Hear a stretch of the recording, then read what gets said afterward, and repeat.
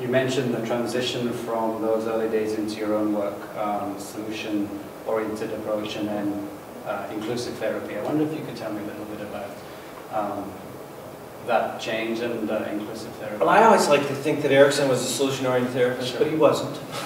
He was actually quite a varied therapist. That is, sometimes he did psychodynamic, almost psychoanalytic things, sometimes he did behavioral things, sometimes he did cognitive things, sometimes he did interpersonal things.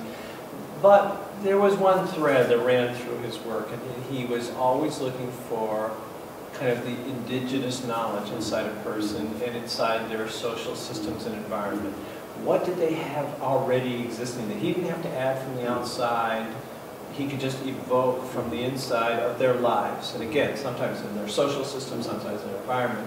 And I just heard story after story, because he was a great storyteller and case example giver, of Erickson using this approach of evoking rather than adding from the outside. And that had a great influence on me. I didn't know exactly how to do it, but it had a great influence on me, and I really was fascinated with, well, you know, I studied ecology, I was a hippie, and I was interested in ecology, and I know if you know, like rabbits in Australia or something, if you introduce something into an ecology that's not natural to the ecology, it can cause a lot of untoward consequences. And Gregory Bateson used to say, I'm worried about therapy because therapists get in there and muck about in the ecology. And I was thinking, wow, why not use what's already in the system, what's already in the ecology, not introduce new things, if you can do that. Can't always, I don't think, in every situation, but if you can do that, that's great. So I went on to explore, for me, one aspect of Erickson's work, and that is evoking what people already do well, what they already know, their internal resources and external resources, and in a slightly different way than NLP, in that NLP is a very precision-based, algorithmic-based approach, which I liked, but I really was more attracted to a more heart-centered, gut feeling kind of thing, and more open-ended exploration of what worked in the person's life and how they could apply that to the current situation. So that's, I sometimes call it solution-based therapy, because Steve DeShazer and Nancy Burke came up with this thing called solution focus, which is in the ballpark or somewhat similar, but that was much more formulaic, and I'm not big on formulas in therapy or in change work. And so I called mine solution-oriented. Then after a while, I called it possibility therapy, because I thought it's not all about solutions, it's about opening possibilities for people. And inclusive therapy, which was my own invention, came directly out of my experience of Erickson's work. When I would see Erickson, I did not want to know about hypnosis. I thought hypnosis was like voodoo, you know, people controlling one another. And then I learned Erickson's approach. You couldn't study with Erickson without learning hypnosis. He like hypnotized the postman when he came to the door. There was just no way around it.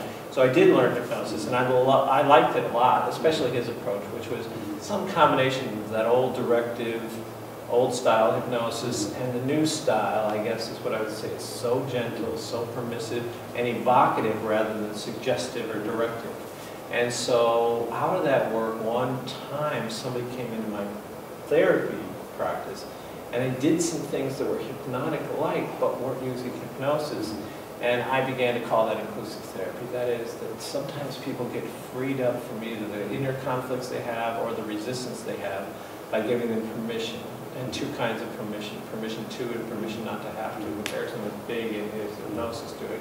And the second thing was sort of related, we're sitting here doing this interview in Japan, to more Asian philosophy and understandings of inclusion of opposites, where you don't have to take sides, and kind of the Western Aristotelian mind is either or.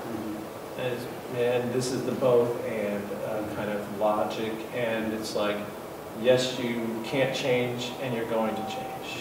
And you don't want to change, and you want to change.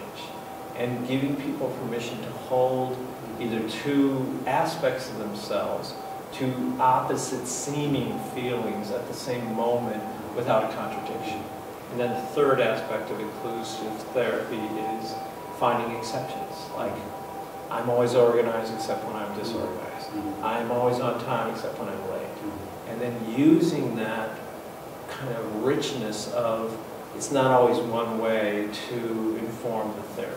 So that's inclusive therapy. So trance logic, if you like, which I think that's right, trance logic. Complementary opposites at that's all right. time.